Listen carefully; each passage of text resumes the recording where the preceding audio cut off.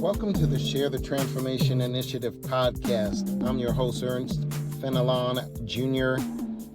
I know in the trailer we briefly went into the reasons I created the podcast, but in this first full episode, I wanted to go a little more in depth about them. So here we go. The number one reason is because people asked me to. People whose hearts apparently I've touched with the fire of inspiration, whether they encounter me through being a mentor, a life coach, or a program facilitator, or they have read one of my books, been to one of my performances, seen one of the films I'm in, attended one of my speaking engagements, or just inspired by my positive spirit overall, which is born from my journey from deep despair, hurt, hopelessness, suicidal ideation, disaster, from all of that to unreasonable hope and inspired to live every day to the fullest. Whatever their reason is, their request reminds me of the impact of my intention, which is to help people to transform their lives, to live fully and positively impact the world around them. To those people, thank you. You know who you are.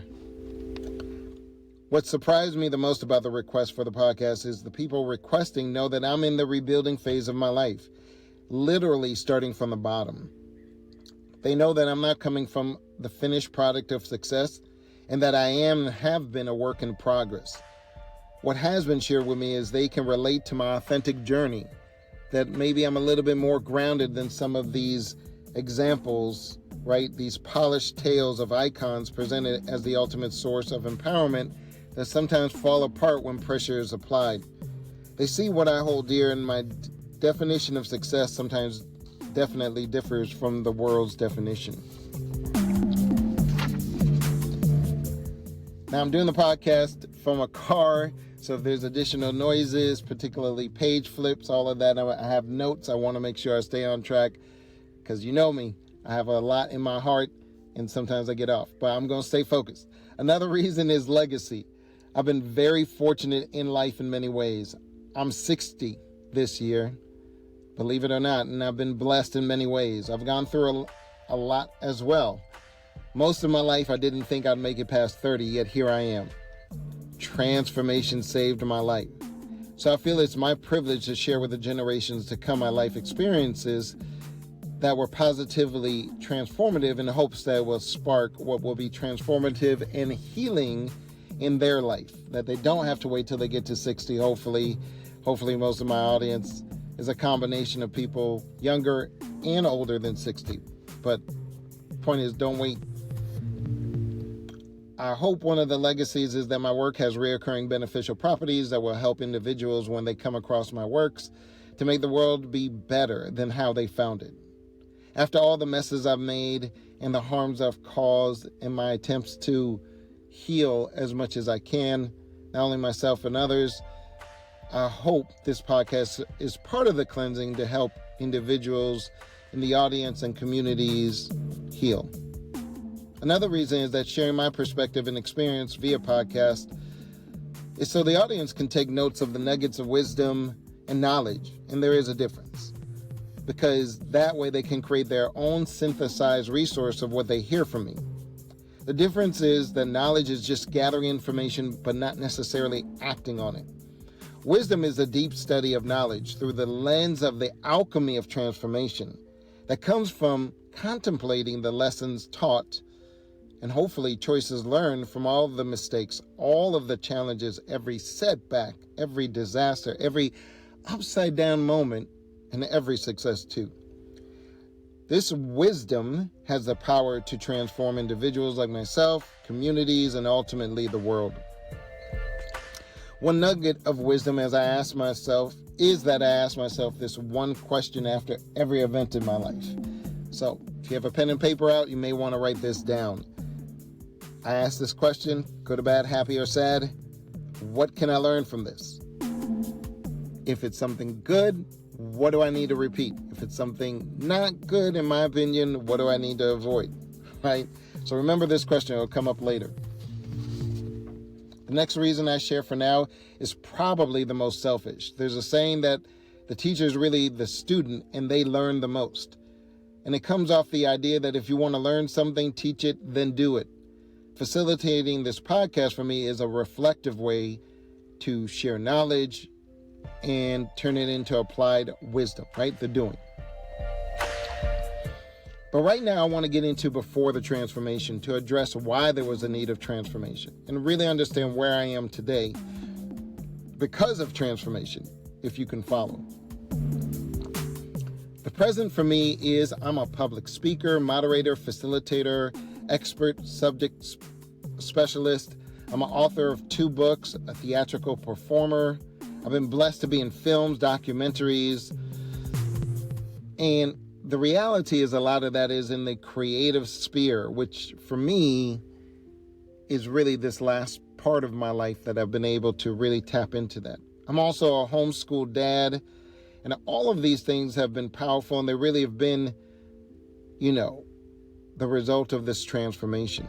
But prior to all that I've done, worked in prisons around the world, all the things I've gotten to do, prior to all of this I was formerly incarcerated. My incarceration story starts with when things began to change negatively in my life. I remember being in New Jersey, somewhere around 8 years old. And I had been a pretty much happy-go-lucky, silly kind of kid growing up until the sense of dread just seemed to overtake me.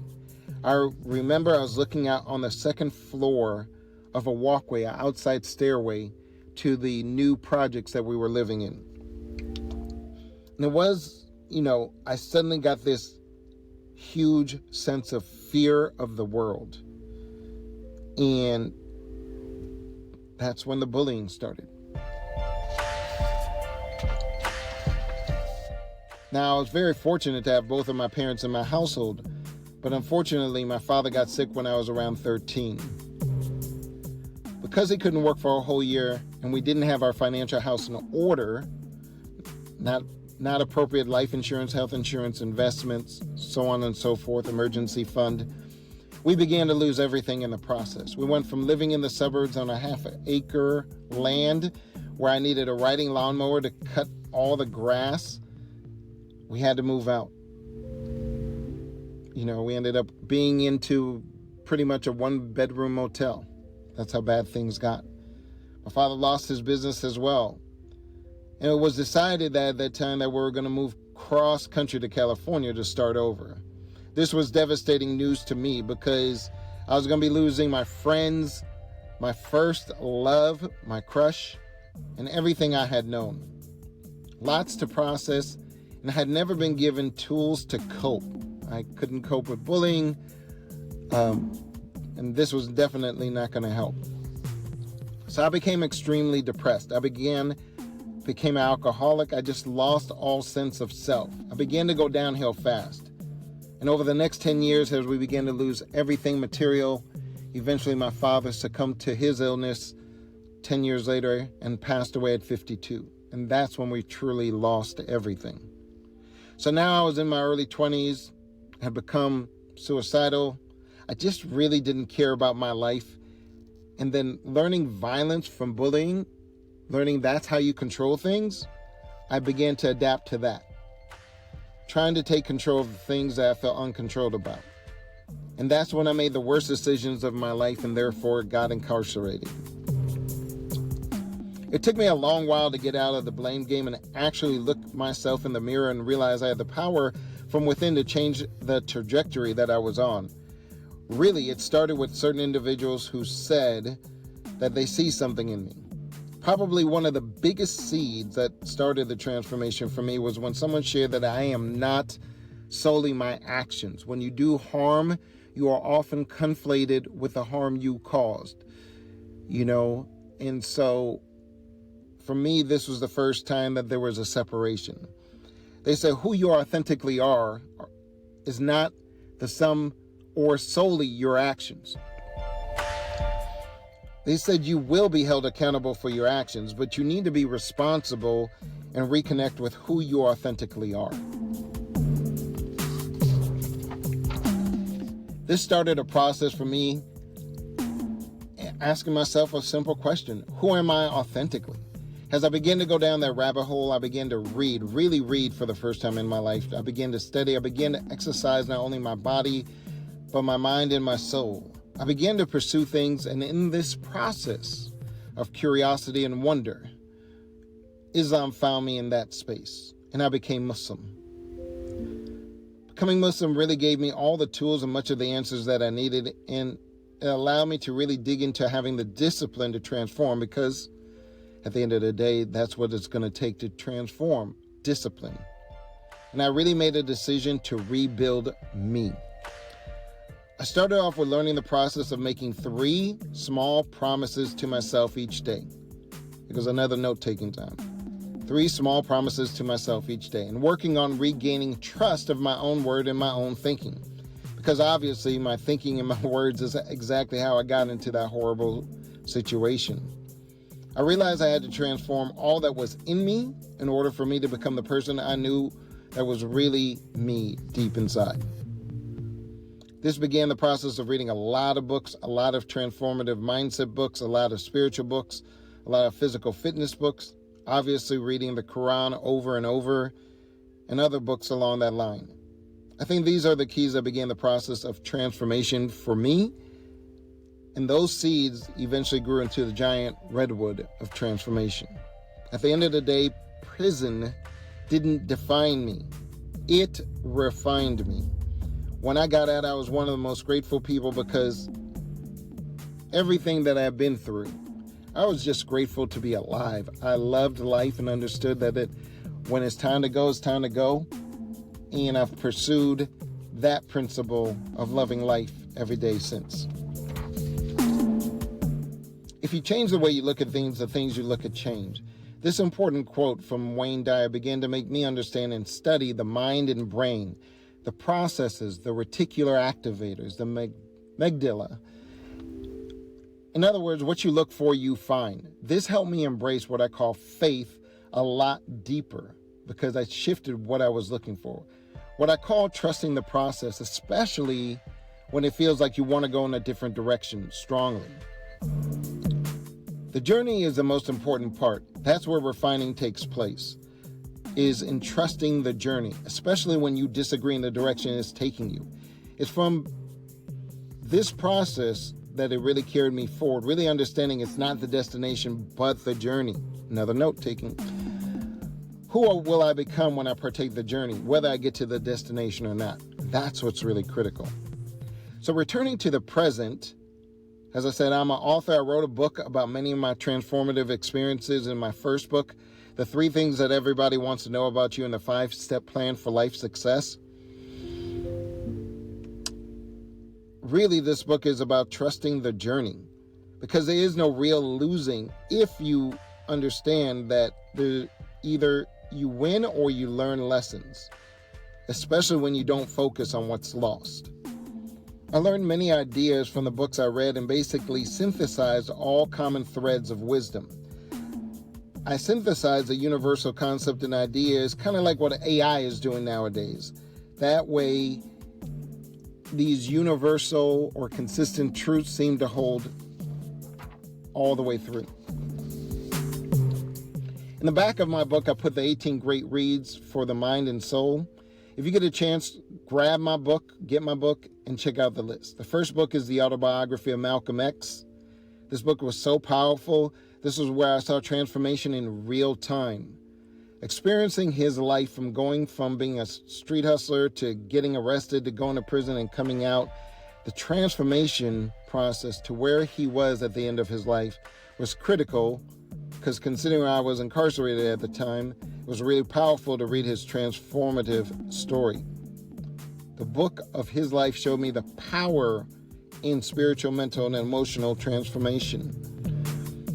I find that many people who transform their lives read his biography. I read Rich Dad, Poor Dad, Cash Flow Quadrant to get some thoughts about money, 7 Habits of Highly Effective People, Who Moved My Cheese, The Art of War, The Richest Man in Babylon, The Power of Intention, The 4 Agreements, and A New Earth. Those were some of the books among many that were really helping me in shifting and understanding different ideas that helped in the transformation process. So one of the greatest things people can do when they're incarcerated is, because, while you're incarcerated, is they have an enormous amount of time. They can either waste it or invest it. And I chose to invest my time in me. And so even in your life right now, wherever you are, you have time. Ask yourself, are you using it wisely as you can? Are you investing in the most important investment you will ever make? More important than gold, silver, more important than Bitcoin, or whatever else is the next hot thing to invest in. You are the most important investment. The idea of writing a book came when my mentor, Dr. Renford Reese, said, your transformational story is so incredible, you should put it in a book. I had not thought about it seriously up until then, so it took me a while to figure out the chapters. The first thing that came to mind was, have you connected the dots? Then have you invested in yourself? And next is, what value do you basically bring to the table regarding connecting the dots? If you don't understand how you got where you are now, you will not understand how to go forward. You will not understand how to avoid staying where you are. You will have the same challenges that got you to where you are, but they will look different, sound different, and you will repeat them over and over again until you pass them. They might look differently, sound differently, but they're going to be the same ones. One of the very reasons I became a life coach is because so many people would come up to me and ask me life questions. Maybe it was because they thought I was wise, or they could see the transformation happening before their eyes. Maybe they believed I was empathetic. I don't know. But they feel like they have this question and I can answer it. And my answer is always the same. I don't have answers. You have your answers, and I can help you, but maybe I can help you to hear your own voice and hear your own answer. Because, see, when I learned to trust the veracity of my own voice, the next step for me really was learning to trust my intuition, to trust that I had the answer for myself. My goal as a life coach is to be the instrument to allow a person to say what they're afraid to say. Whatever it is, to put a name on it, put a shape to it, put a color to it. Because when people say it, they own it. Whereas if I tell them it, they can fight it. So I've learned that through intuition is that you already have the answer. You're just scared to say it out loud. And I'm just a facilitator asking questions because I have some experience and training in that. What I know is once you say it, you can own it. And once you begin to own it, you can begin to make the transformation to claim it. You can begin to feel it. That's how you get what you want. This is about radical ownership. It's structured in the idea that once you get the point, you will have the freedom that you've not known, and this will allow you to move forward. My life coaching also is about the discipline, because discipline is going to be extremely important. It's more important than motivation and definitely more important than inspiration. What I mean by that is a lot of people are inspired, right? They're inspired and motivated, but it's the disciplined ones who get things done. Discipline is doing the things you need to do, especially when you don't want to do them. So for me, this is what's really important, and in this world, there's so many distractions and you get pulled in a lot of different directions. How do you stay true to what's important? How do you breathe in and breathe out these critical points for you? Part of life coaching is also emotional regulation. I really want to find a better word than emotional regulation, because sometimes I think people confuse it with suppression, especially when it comes to kids. We tell them to emotionally regulate, but do we really give them the tools to really understand and process emotions? Do we tell them that all emotions are good? They're simply messengers that we need to ask, what is the question underneath that emotion? For me, it was only a few years ago where I really embraced the idea that anger is a secondary emotion. What is the primary emotion? What is the primary trigger that sets off this emotion?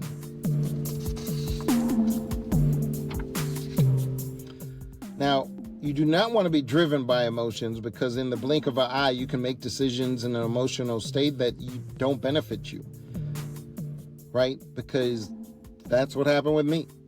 You make those decisions and emotions, and you can regret them. We want to keep the cognitive process moving through the emotion and really directing you. My life coaching is deeply rooted in faith. Whatever you call it, faith has to be the foundation. I learned in life, if you don't have faith, then how are you going to be able to move forward? Take that next step when you can't even see the road in front of you. Now, some of the other roles I get to do in the present is I'm a workshop facilitator, public speaker, and moderator. What's funny to me is that I'd never imagined that I'd be a public speaker. Growing up, I was terrified to speak in public. I was the guy who had the brown paper bag. If there were 3 people in the room, I would start having to hyperventilate and pull out the bag. I was that type of scared public speaker. But when people would encourage me to speak, it was really wild to me. I didn't think I had something to say, and bullying didn't help that at all. So what I learned is one of the most important things I can do, and I embrace right now, if I speak about things that are way bigger than me, way important to the people who are listening, then it doesn't matter what people think about me, right? Ultimately, that's the biggest fear of anybody who's speaking, is what do people think about them, right? Getting caught up into their own mind. Did they impress them? Did they do the right thing? But for me as a speaker, I pick subjects that are way bigger than me, super important to the audience. And then therefore, I can't care about whether you like me. Of course, I'd like you to like me, but if you don't, I think it's more important that you hear me and that you feel me, because if you can't, or if you can, then the message may be the piece that changes your life. I'm also a co-parenting homeschool dad. My son is such an amazing intellect human being. He's in the 7th grade and doing phenomenal, but there are always struggles. And let me tell you, the biggest challenge I think has become is I wanted him to have autonomy, but he may have gotten it a little bit too soon, because sometimes he has a hard time understanding what's on the other side of the choices. We say life is about choices, but what if you don't really understand what the consequences mean? Really get it. So in that, I just don't think he has the life experiences to make certain choices. So we're learning how to stay on track and what to do when we get off track. To me, one of the biggest blessings of homeschooling, from his birth to now, I've been able to spend an enormous amount of time, more than most fathers, with him, share my values and principles, and really be present with quality time with him, which has been priceless.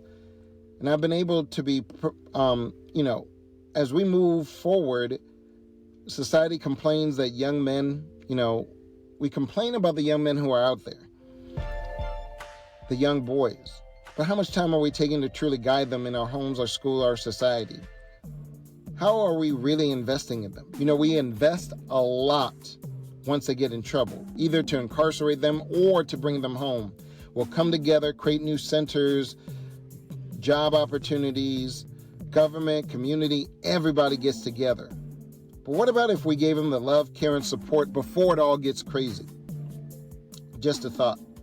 We built an incredible bond as father and son, and I hope this bond and what I've shared with him with values and principles will support him as he moves forward to make those real important decisions in his teen years. And hopefully it will keep him safe and grounded. Another role recently I've taken up is I'm the Chief Security Officer for the Crib Save Up app and the TGS financial systems. I'm working to be in a position to create financial empowerment for marginalized people, particularly system-impacted men, women, and youth. I think they and me, because I'm the first one in line who needs the financial intelligence. We like to say in financial intelligence instead of just financial literacy. One is knowledge, financial literacy, and one is action, which is financial wisdom, right? The intelligence. Many people are financially illiterate or literate, but most people don't do the actions that would transform them into financial intelligence, including me. With the TGS financial system, the Crib Save Up app, our AI program that will allow people to get financial information, our financial coaches, our gamification. With all of those put together, we believe we're also going to add the component of studying and investigating the mind and brain of what's happening below the surface regarding money. Because it's not just about money, not how much you make or even how much you keep. It's your relationship with money. The first part is getting into the mind and brain, because discipline can only happen when there's a sense of regulation or mental acuity and peace to make solid choices. Our system is going to use all of those powerful points to help people to get to be in a place to be home or land owners. Another passion for me is I'm a poet. I wrote a poem book called One More Chance to Say Goodbye. You can get that book too on my website. These were the poems mostly written during the bullying phase when I was coming of age era, but there's poems written afterwards. When you look at the cover, you will see the picture of my father and sister. They both passed away 30 years apart, both at 52. So you can imagine my anxiety when I became 52. The main idea behind One More Chance to Say Goodbye is whenever you've lost somebody you hold dear, even if it's a fur baby, it's very powerful that one more chance to say goodbye. It really provides some level of closure. And this book also covers love, loss, loneliness, and hope. I call it poetry from the abyss. Now, the abyss can be an abyss in the surface of the earth. It could be from the depths of a broken heart, or it could be in the loneliness and isolation of prison. For me, it's all of that, right? And so I was going to share some of the poem, but we'll do that at another time. I share these roles that I get to experience now, not to impress you, but to impress upon you that most of them came about after I embraced all of the dots. Remember, connect the dots? Once I connected all the dots in my life and really embraced them, the good, the bad, the happy, the sad, the dark moments, the bright moments, that's when I was able to craft and make that transformation to be who I am today. Because at the end of the day, everything I do, everything I've shared, everything that I know means nothing if I can't help you transform as well. So again, every point is kind of like a Jenga tower. If you pull out different points, the whole tower might fall. It might be different. And so I say that again for you as you look at all the points, all the dots in your life, right? Make sure you connect them and you embrace them all. So in my book, The 3 Things That Everybody Wants to Know About You and the 5-Step Plan for Life Success, I give you a blueprint, a roadmap that can be transformative, and we'll be going over that throughout the podcast. Now, this book isn't for everybody, and you can read about who it's for in the preface, but basically it's for people who are looking for some level of guidance, direction, a blueprint, whatever it is, right, to get clarity. And so that's what my book is. It's not just, it's not just a book, really. It's a textbook on you. And I really, really want you to get that idea. Not just to get my book, but for yourself, if you're looking for that. Again, the biggest transformational process is to constantly ask myself, what can I learn from this? Sometimes blessings are your test. We see this with lottery winners. They get a lot of wealth immediately, and many of them struggle afterwards. So understand that blessings can be a test even more so than challenges is critical. Sometimes we like a thing that's bad for us and hate a thing that's good for us. This is from the Quran, right? And it's funny when I see people, who are doing something that's bad for them. Oftentimes their body, their mind is trying to let them know, and they reject that. They override it because they're trying to be socially accepted and whatever may be the case, right? So hopefully you've gotten a deeper idea of some of the things that have been transformative for me. My goal in sharing these things is not only about my transformation, but hopefully to give you a plan, an idea, and a guidance to help you find a way to really focus on your transformation. As I get ready to close, I just wanted to say that I am the proof that your worst chapter can become your introduction. Your worst chapter can become your foundation to truly be transparent with yourself, truly be transformative, truly to be iconic even in your own mind and heart, if nowhere else. Iconic, not in the world manners or in the world consideration, but in your own personal manners. My goal is to share not only my transformation, but hopefully give you that plan once again for you to find a way towards yours. Because at the end of the day, I want to make sure that we get in touch with that. None of us get out of this life alive. But the question is, how many of us are going to live? How many of us are going to write that book? How many of us are going to sing that song, that idea that keeps you up at night or drifting off during the day? What's it going to take for you to bring that positive idea into reality? Who will you inspire and beautify their life by bringing that thing that you've been thinking, dreaming, hoping about to life? More than likely, your dream will not only impact you positively, but many others. And this is why I do what I do.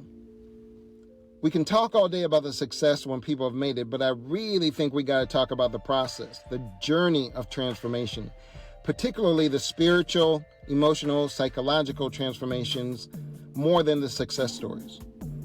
I want you to imagine for a few minutes your favorite movie. You know, I'm a big Star Wars fan. Don't judge me. But think of your favorite action movie, coming of age, or romance. The theme of the movie is the hero's journey, right? The idea that the star who will they become and how will they change when they go through what they have to go through. Imagine if you only saw the last 3 minutes of the film. Would you really get the story, understand who they became? It's all about the doing. That's what we pay all this money to go to the films for. When we watch the films, it's about the main character taking that journey. I think the destination has been sold as the idea where we need to get to. And ultimately in life, based on how we function, there is a destination for all of us. But at the end of the day, I think we need to focus on the journey. Who are we becoming? Even right now, as you hear this podcast, who are you right now and who are you planning on becoming? You know, one of the things I wanted so badly was to become a CEO. But I forgot to put that I wanted to be a financially stable CEO. So I became a financially unstable CEO. So sometimes we have to really be precise in our vision to know who we want to become. That's all I want to talk about is the journey. And right now I'm in the middle of it. I'm sharing. So when we get to the after and hopefully the success, right? Because at the end of the day, it's about the journey. Whether I get there or not is secondary. But I pray and hope we get to the after and we get to celebrate the success, right?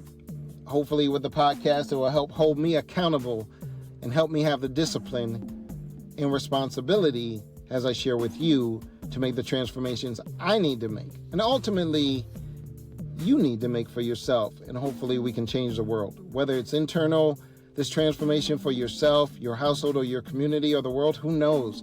We all have an incredible seed of greatness. And transformation is the alchemy between the seed and the tree, between thought and action. So I appreciate you being here. And lastly, focus in on your health, because that is your new wealth. We'll definitely be talking about that too. I didn't want to leave that out. Remember, it's the journey.